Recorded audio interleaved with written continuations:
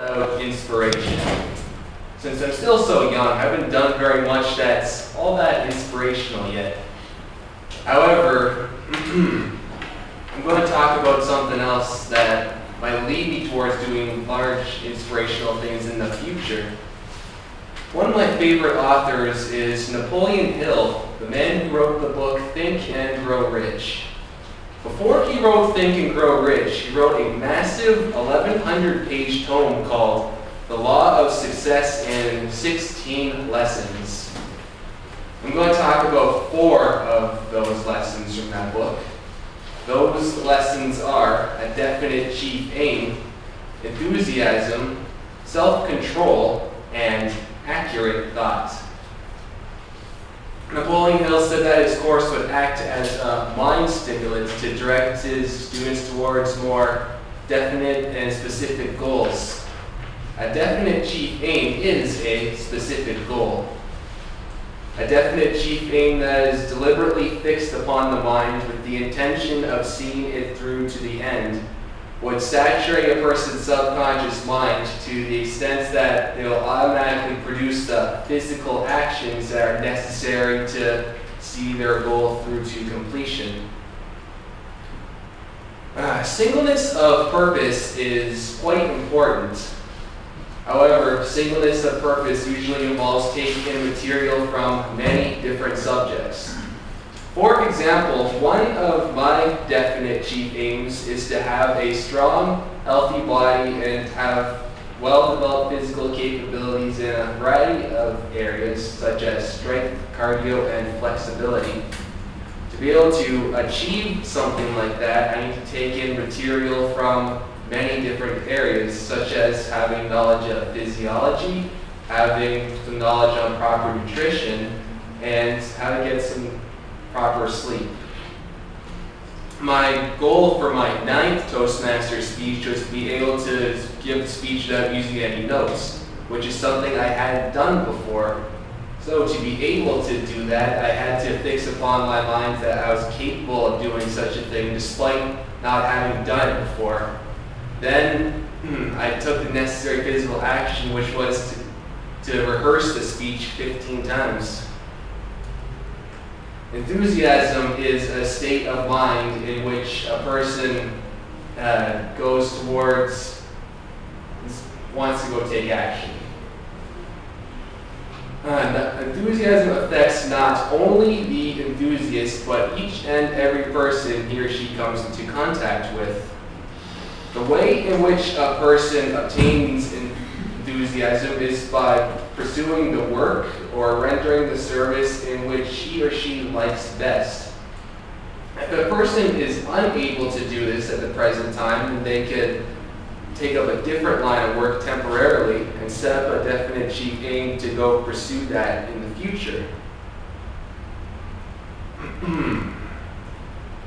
In university, I had to write many essays, which I didn't find very fun at all. I found them really dull, monotonous, tedious, and very time-consuming. So I need to have some degree of enthusiasm to get myself to even do these things. I need the enthusiasm to get this feeling of satisfaction that, hey, I've done this thing, I got it out of the way, and, well, get a decent grade in the process.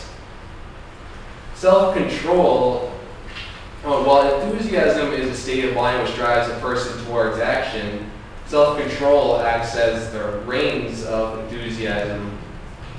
Self-control gives enthusiasm direction and purpose. Without self-control, then enthusiasm acts like a rampaging bull that indiscriminately topples anything in its path. Napoleon gives a simple story of how he learned about the importance of having self-control.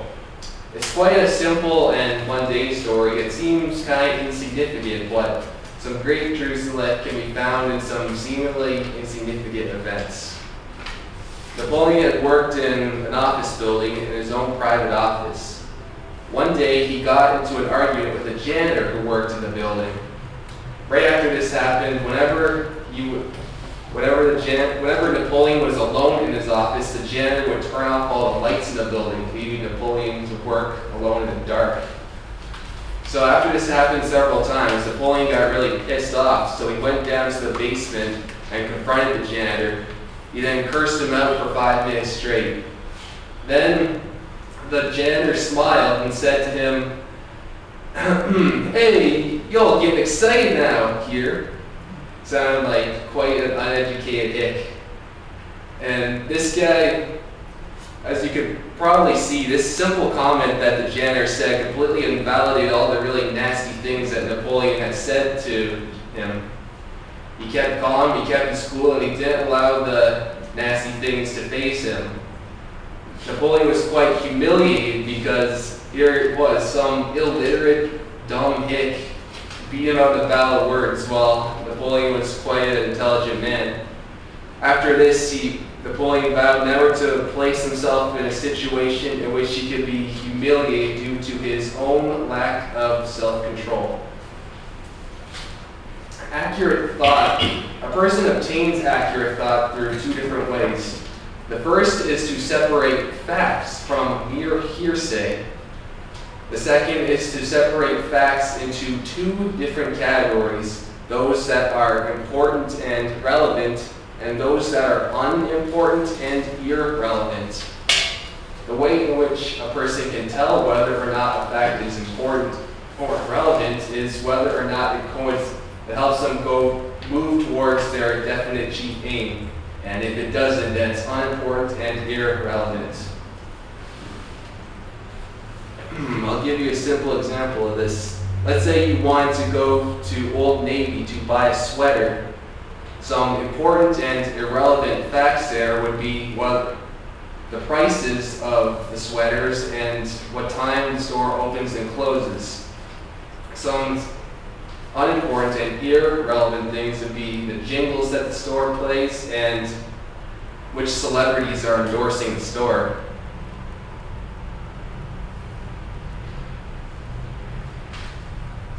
Napoleon stressed the importance of having integrity when dealing with facts. A person being able to gain quite a lot of benefit in the short term by misconstruing or misusing facts. But if a person were to continuously use facts properly, even though they might not benefit in short term, they know they benefit much more in the long run due to the law of averages. Or you can even say karma would come back and bite the insincere people in the ass. I just presented 4 of Napoleon Hill's 16 laws of success. Those laws were a definite chief aim, enthusiasm, self-control, and accurate thought. These principles that I talked about might not really sound like much. It might be easy to write them off as mere common sense.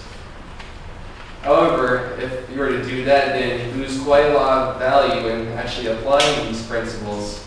And it's quite difficult to apply all 4 of them continuously, let alone the other 12 that I didn't talk about. Napoleon said that it would take a dedicated student of the course about a year to get a decent grasp on all 16 of the principles. I've known about this stuff for a little longer than a year, and I don't think I've come even remotely close to having a firm grasp on them. However, I'll keep trying, fellow Toastmasters.